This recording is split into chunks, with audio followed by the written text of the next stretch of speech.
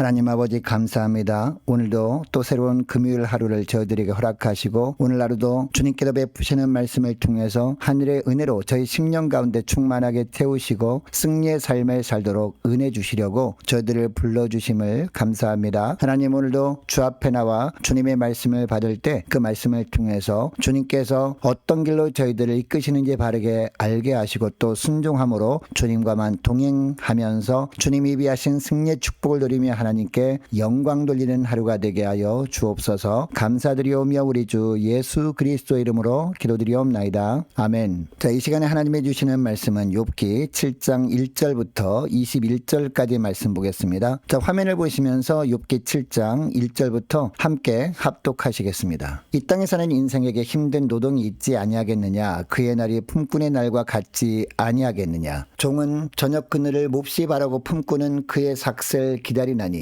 이와 같이 내가 여러 달째 고통을 받으니 고달픈 밤이 내게 작정되었구나. 내가 누울 때면 말하기를 언제나 일어날까 언제나 밤이 갈까 하며 새벽까지 이리 뒤척 저리 뒤척 하는구나. 내 살에는 구더기와 흙덩이가 의복처럼 입혀졌고 내 피부는 굳어졌다가 터지는구나. 나의 날은 배틀의 북보다 빠르니 희망이 없이 보내는구나. 내 생명이 한낱 바람 같음을 생각하옵소서. 나의 눈이 다시는 행복을 보지 못하리이다. 나를 본 자의 눈이 다시는 나를 보지 못할 것이고 주의 눈이 나를 향하실지라도 내가 잊지 아니하리이다. 구름이 사라져 없어짐같이 스올로 내려가는 자는 다시 올라오지 못할 것이오니 그는 다시 자기 집으로 돌아가지 못하겠고 자기 처소도 다시 그를 알지 못하리이다. 그런즉 내가 내 입을 금하지 아니하고 내 영혼의 아픔 때문에 말하며 내 마음의 괴로움 때문에 불평하리이다. 내가 바다니까 바다 괴물이니까 주께서 어찌하여 나를 지키시나이까. 혹시 내가 말하기를 내 잠자리가 나를 위로하고 내 침상이 내 수심을 풀리라 할 때에 주께서 꿈으로 나를 놀라게 하시고 환상으로 나를 두렵게 하시나이다. 이러므로 내 마음이 뼈를 깎는 고통을 겪느니 차라리 숨이 막히는 것과 죽는 것을 택하리이다. 내가 생명을 싫어하고 영원히 살기를 원하지 아니하오니 나를 놓으소서. 내 날은 헛것이니이다. 사람이 무엇이기에 주께서 그를 크게 만드사 그에게 마음을 주시고 아침마다 권징하시며 순간마다 단련하시나이까. 주께서 내게서 눈을 돌이키지 아니하시며 내가 침을 삼킬 동안도 나를 놓지 아니하시기를 어느 때까지 하시리이까. 사람을 감찰하시는 이여 내가 범죄하였던들 주께 무슨 해가 되오리이까. 어찌하여 나를 당신의 관역으로 삼으셔서 내게 무거운 짐이 되게 하셨나이까. 주께서 어찌하여 내 허물을 사하여 주지 아니하시며 내 죄악을 제거하여 버리지 아니하시나이까. 내가 이제 흙에 누우리니 주께서 나를 애써 찾으실지라도 내가 남아있지 아니하리이다. 아멘. 여러분, 우리 주변에 보면 아무 이유 없이 고통을 당하는 분들이 있습니다. 아무런 잘못을 한 것도 없는 것 같은데 너무 힘든 고난을 겪으며 사는 분들이 있다는 겁니다. 여러분, 이때 주변에 많은 분들이 이분들을 향해 많은 말들을 합니다. 게으름 때문이다. 어떤 죄 때문에 당하는 고통이 아니냐. 무지에서 겪는 고난일 수도 있다. 다양한 이야기들을 한다는 겁니다. 여러분, 죄 때문에 찾아온 고난이 아니라면 이런 말들이 듣는 사람에게 얼마나 큰 아픔을 주는지 모릅니다. 말하는 사람은 그 사람을 도와주기 위해서 그런 말을 한다고 하겠지만 그런 말은 그 사람을 더 궁지에 몰아넣을 뿐입니다. 우리가 읽은 욥기 7장은 계속되는 욥의 말입니다. 여러분, 엘리바스가 욥을 찾아와서 한 말이 무엇이었습니까? 지금 겪는 고난은 죄에 대한 하나님의 징계니까 하나님께 빨리 회개하라는 것이었습니다. 이 엘리바스의 말에 대해서 욥이 대답한 내용이 6장 7장인데요. 욥은 먼저 자신이 지금 겪고 있는 시련은 자기 죄 때문이 아니라고 이야기합니다. 그리고 친구들을 향해서 말합니다. 자기를 찾아와서 하는 조언들은 도움이 되기는커녕 고통만 가중시키고 있다는 겁니다. 그리고 7장에서는 하나님을 향해 만일 죄 때문에 겪는 고난이라면 대체 무슨 죄를 지었길래 이처럼 큰 고통을 당해야 하느냐고 합니다. 여러분, 이 욥이 하나님 앞에서 말씀드리는 내용을 통해서 우리가 알 수 있는 것이 있습니다.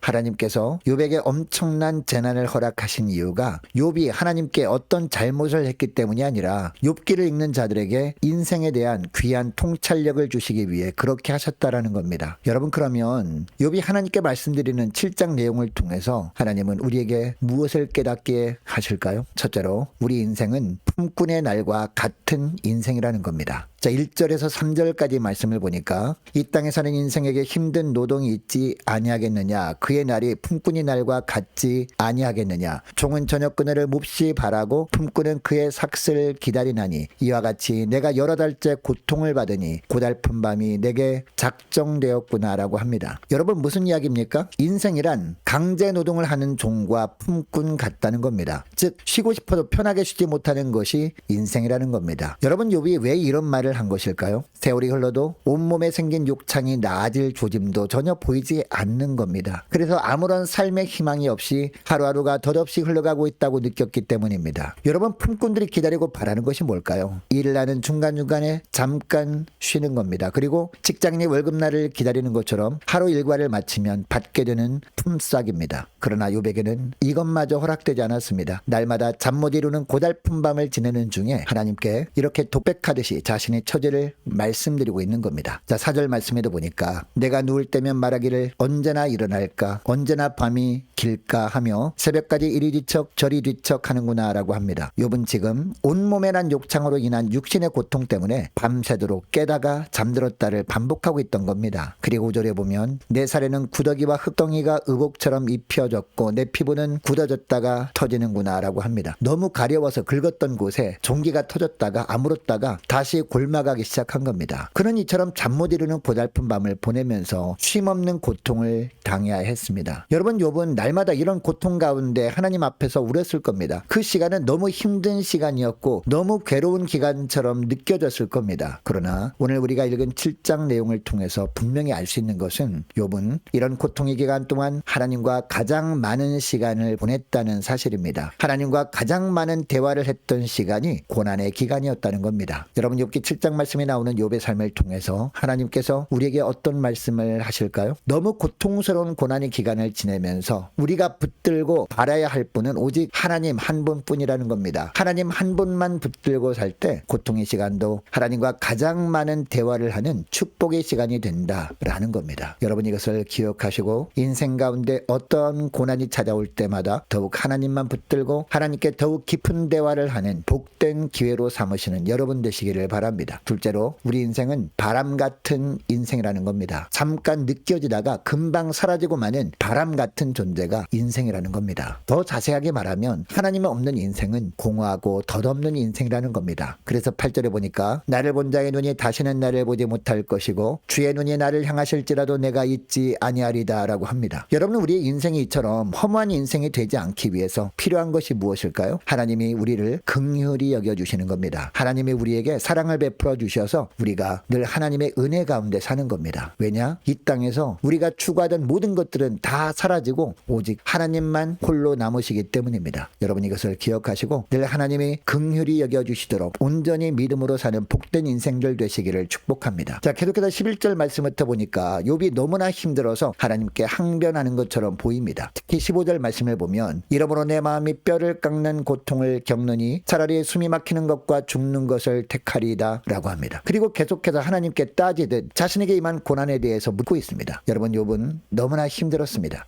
그리고 그 힘든 마음을 하나님께 솔직하게 다 털어놓고 있습니다. 여러분, 하나님께 나와 우리가 기도할 때 가장 중요한 것이 바로 이것입니다. 주님께 솔직하게 다 털어놓는 것입니다. 그러면 하나님은 우리의 신음소리까지도 들으시는 하나님이십니다. 그리고 그 부르짖음의 끝자락에서 고통을 뛰어넘게 하시는 주님을 만나게 될 것입니다. 또 20절에도 보니까 하나님을 감찰하시는 하나님이라고 하고 있습니다. 여러분, 하나님께도 우리를 생각하시고 감찰하신다는 것은 한편으로는 물론 기쁘고 감사한 일입니다. 그러나 또 다른 한편으로는요, 두려운 일이기도 합니다. 한순간도 하나님 앞에서 멀리 벗어날 수 없기 때문입니다. 여러분, 이것을 기억하시고 어떠한 고난의 상황에서도 저와 여러분을 늘 지켜보고 계시는 하나님 앞에서 살아가시는 저와 여러분 되시기를 주의 이름으로 축복합니다. 자, 오늘 말씀을 기억하며 함께 기도하길 원하는 것은 이렇게 기도했으면 좋겠습니다. 하나님, 늘 하나님께 붙들려 살아감으로 말미암아 고난의 기간도 은혜의 기간이 되게 하시고 하나님이 항상 긍휼을 베풀어 주셔서 허무한 인생이 되지 않게 하시고 언제나 지켜보시는 하나님 앞에서 살아가는 12월 한 달 되게 하옵소서 간절히 기도하길 원합니다. 또 오늘 금요일입니다. 금요 심야 기도회를 위해서 함께 기도하길 원하고 오는 주일 예배를 위해서 그리고 오늘 주일 오후 예배 이후에 있을 연말 중직자 기관장 모임을 위해서 함께 기도하길 원하고요. 연말 준비와 2024년 준비하는 과정에 은혜가 넘치도록 함께 기도하길 원합니다. 유초등부 중고등부 청년부를 위해서 남녀 전도회와 각 구역을 위해서 함께 기도하길 원하고 또 많은 환우들을 위해서 함께 기도하길 원하고요. 특별히 감기로 고통당하는 환우들이 많이 있습니다. 빠른 치유를 위해서 함께 기도하길 원합니다. 군복무 중인 유호성 형제를 위해서 취업을 앞둔 청년들을 위해서 선교사님들 가정들과 나라와 민족 그리고 교회의 앞날 나라를 위해서 저와 여러분이 가지고 나온 기도 제목을 놓고 우리 함께 기도하기를 원합니다. 기도하겠습니다.